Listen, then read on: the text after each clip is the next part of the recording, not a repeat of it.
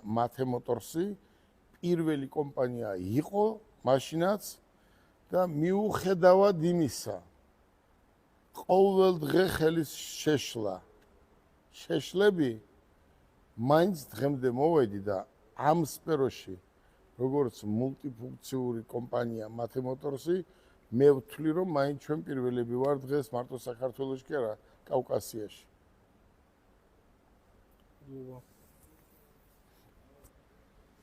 კიდევ ერთხელ მადლობას მოგახსენებთ ინტერვიუსთვის. რა შეკითხვა მაქვს ახლა მე რა არის Mate Motorsi-ის სამომავლო გეგმები? მადლობთ. ოღონდ როგორ არის? ხო გითხარით რომ მთელი ჩემი ცხოვრება დაუთმე ავტოსფეროს, ტრანსპორტს. დღეს საქართველოში თუ ვინმე გინდათ რომ ნახოთ თქვენ ტრანსპორტნიკი, ერთ-ერთი ვარ მე, შეიძლება სამი იყოს და პრეტენზია მაქვს რომ მე არ ვიყო მეორე. არც მესამე. იმიტომ რომ მე რა გზაც გავიარე, ის გზა არავის არ გაუულია. მე გავიარე გზა ძალიან რთული და ეს ვიცი ძალიან კარგად ესაქმე. აი წარმოიდგინე ერთი დღე მე ვერ წარმომიდგენია სხვა სამსახურში ჩემი თავი. მაგალითს ვამბობ. მე რო აქ არ მოვიდე სამსახურში, შეიძლება ავად გავხდე.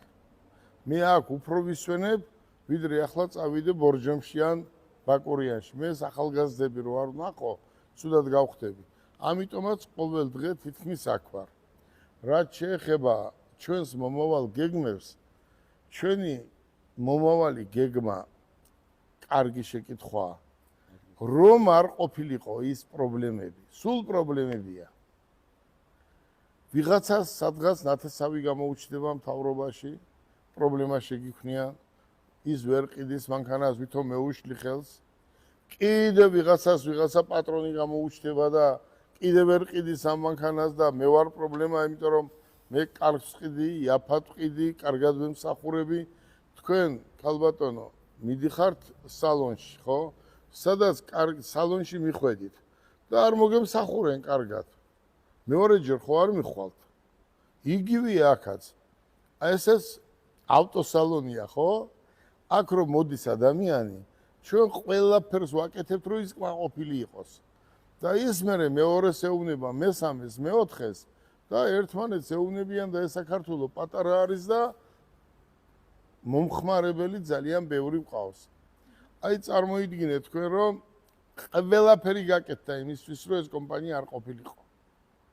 აი გეუბნებით მამაშვილულად, კაცურად, ბიზნესურად. ყველაფერი გაკეთდა რომ ეს